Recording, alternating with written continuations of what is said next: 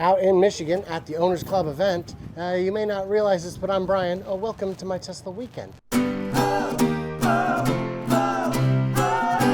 And with me is Chris from Dirty Tesla. Hello, everybody. Oh man, should probably get us a little closer there. Yeah. A quick thank you to new and upgrading supporters, Kelly, Ken, Stephen, and Frank. Your support is what makes me able to do this, and I thank you. You've had a lot of time to digest the Cybertruck since we saw it in Texas last month. Month ago, month and a half, whatever. Yep. New thoughts. What do you got? What are you thinking now? I'm still so excited for it, and those new pictures we saw with like the camo wrap. I don't know what it is about those pictures, but it looks so good. It looks better than I've ever kind of thought. I am more excited about it now than I was before. There were a few very small changes, but I just can't put my finger on what it is. I can't wait. It looks like it's finished. I can tell you what it is. The wiper blade's gotten thinner. Oh yeah? I swear. It's impossible to know for sure because we've never seen it next to a camo strip, but it looks more refined, a little thinner, a little more elegant. When we were looking at it in person, you got zoomed in real tight on the cameras. Did you learn anything? Not really. What I was mostly looking at was kind of the cameras. They definitely were hardware 4 cameras, so we saw that. And then we saw the bumper cam. So that just makes me curious. Of course, it could just be for off-roading and things that are specific to Cybertruck, but is it something Tesla wants to bring to all vehicles, especially when you consider the lack of ultrasonic sensors now? There is, we know, kind of a little bit of a blind spot for a few feet in front of the bumper. It could be better. I mean, it's not going to hurt, right, to have a camera there, so it could be something beneficial to self-driving or just park assist that maybe we're seeing on other vehicles one day. Now, you saw that picture from inside the cabin. What do you think of those A-pillars? Too thick, too blinding? You know, they're huge, and it's something I've kind of noticed. If you compare cars of today versus cars of like the 90s that had real thin pillars all over the place, 90s cars, you can see everything so much better, and it's actually a nice driving experience, like visually, but the problem is it's not nearly as safe. The cabin in those cars is a lot more squishable and won't keep you protected, whereas cars today, all of that is way more reinforced and filled with airbags. So from the standpoint of safety, I mean, I'm sure it's going to be incredibly safe, but yeah, I think you're going to have to do a little bobbing and weaving sometimes to see around that, unless, you know, we're at level 4, level 5 self-driving by then, as Elon says, so. And it's entirely possible. I'm not sure. Yeah, if someone asked me to pick a date, I would not. I would not pick December 31st, 2023. I would not pick that date either. That is for sure.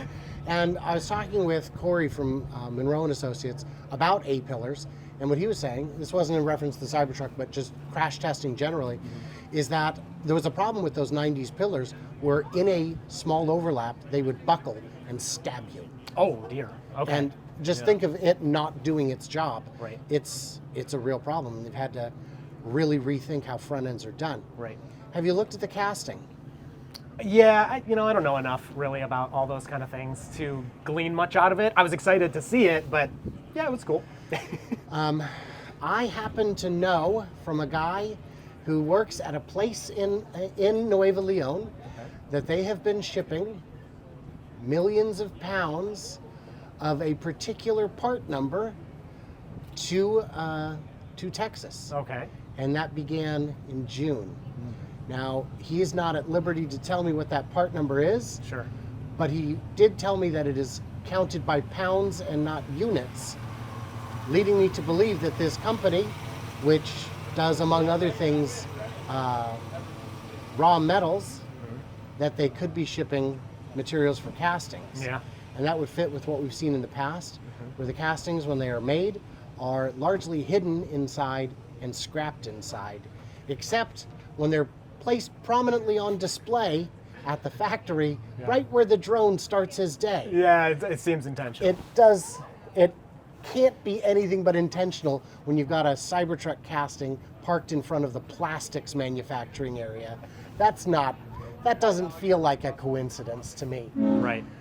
So in terms of the Cybertruck, have we ever seen it lowered down in full stance front and back? Because I want to know, when you put road tires on it and drop it to car level, what's it going to look like? Yeah, it always seems to be really high up, which looks great. But yeah, the only time we've seen it, I think, was Initial Unveil, where they showed just the back. Yeah, just the back going down for that kind of feature. But I don't think we've seen it lowered. Yeah, that's a good point. Do you think the tailgate is going to have the ramp? I'm skeptical. I'm skeptical. It seems like a major point of failure in the making. Right, and especially if the truck's going to be used for work and getting dirty and all these things, you're going to have stuff getting in there. Now, if someone's going to figure it out, it's Tesla. They'll make it work if they want it to work. But at this point, I really feel like they just want to get these as simplified as they can and start delivering to customers, especially when Elon said in the past he's trying not to make it too complicated so the price doesn't go sky high like on Model X. And that's the thing is, like you're saying, dirt, sand, gravel, if it gets inside the gate, Right. and if the gate has that sliding feature, it's going to potentially cause that. What kind of confidence do you have with the rolling tonneau? Oh, I think it's going to be fine. I mean, I've kind of come to the point where, not that Tesla does everything perfectly, but their engineers are the best on earth, and they have the best on earth continuing to apply to work there. And so if they're including a feature, even if initially maybe there's some quirks to work out, it's something that's going to work reliably. And if it doesn't, they're going to ditch it. But I think it'll be there because that's a big feature to have that automatic. And I think it's going to be pretty reliable. There are aftermarket ones that are reliable, not necessarily powered ones. And I don't think the power is the part that makes it difficult. I think it's, again, sand and dirt. And Yeah, the moving parts and getting gunked up in there and worn Yeah. down over time, right? Yeah, and all they'd need to do is engineer some access for maintenance, and maybe that would solve it. Maintenance, drainage points, if it rains and some water can kind of wash those things out, you never know, but I'm going to be pushing it to the limit for sure. So I noticed when you brought your car today, it's dirty. Yeah. Well, I was specifically told if it was not, people would be disappointed. So I made sure it was dirty for this event. It did the trick. When you pulled in, we were all very impressed. Good. So by the time this video comes out, in a matter of days, I'm sure we'll know the final specs and price of the Cybertruck. I don't know what they're doing with that. They're so secretive. It's kind of fun because then we get to just speculate and make stuff up and whatever. But I don't know why they're so secretive about everything. I'm worried that they're going to do first deliveries and still not tell us anything. They're going to deliver to employees and be like, "Yep, Cybertruck is delivered." Oh The end. God! So I didn't even have that question on my bingo card. What do you think in terms of specs? I'm not worried. I think they're going to be exceptional. I think they're going to be the sort of thing where they're going to be about what we were told. 500 miles of range? I don't know if the launch edition will Yeah, have the 500 mile battery, Okay. but a longer range one would still. 500 does seem a little optimistic. Yeah. But in terms of speed and all that, they did announce, let's see, on Sunday, which is today, we learned that they had made their 10 millionth battery Oh, I didn't even see that. at Texas. Okay. Wow. But 10 million battery, it's about 972 batteries or something for a Model Y. Mm-hmm. So if you just do 1,000, so if you just divide it by 1,000, you've got 10,000 cars worth of Model Ys. Yeah. That's not a very good ramp. Not a lot. That's not going to be enough to support the Cybertruck. Right. And if the Cybertruck is designed to only run on 4680s, as opposed to having two variants like the Y, which also handle 2170, Right.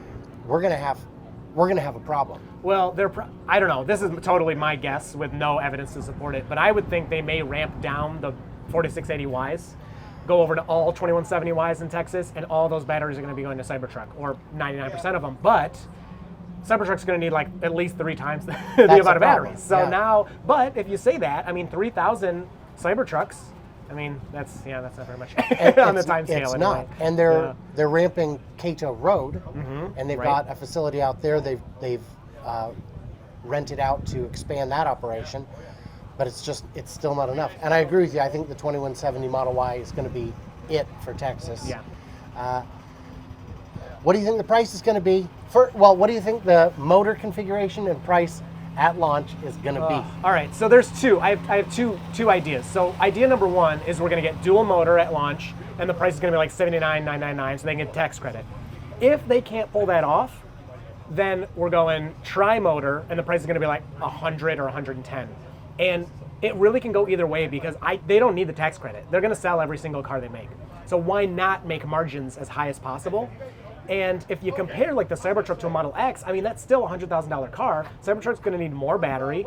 The efficiency is probably going to be if they're lucky, the same as the Model X, probably a bit worse. So just thinking of the size battery they need, it's a new car, they're ramping up production. As much as I want the sub 80K price, I'm skeptical that's going to be a thing. I would agree. Yeah. I would agree. I was hoping that we would see a single motor under 60 Oh no. within the first year. Oh, okay. But even within the first year, I just don't think it's going to happen. Yeah. I do agree that $79,999 and 99 cents is likely going to be That's your thought? the lowest price we will see Okay. at launch. Yeah. Oh, for sure. Yeah, I don't know why. There's no reason to make it any lower. No, Yeah. no, you got to make hay while the sun shines, Yep. and yeah, it's going to be a good thing. Right. All right. Is there anything that we're forgetting to discuss about the Cybertruck? I don't think so. No, I think that kind of wraps it up. Yeah. In the comments, what did we miss? What did we misunderstand? You guys need to head over to Dirty Tesla because he's got a lot of great coverage, a lot of great FSD coverage that you absolutely won't find anywhere else because he's on different roads than everyone else, and it's different situations no matter where you are. Every time? Yeah. Every time, and some builds improve. Sometimes. Sometimes they do. Yeah. That's Yeah. great. You solved this and broke that. That's Yeah, that's magical. it's been happening a lot. Yeah. All right. So let us know in the comments what we missed, what we misunderstood. Stay tuned. right. Stay juicy. And I can't wait to hear from you clever robots in the comments, I suppose. Thank you, Brian.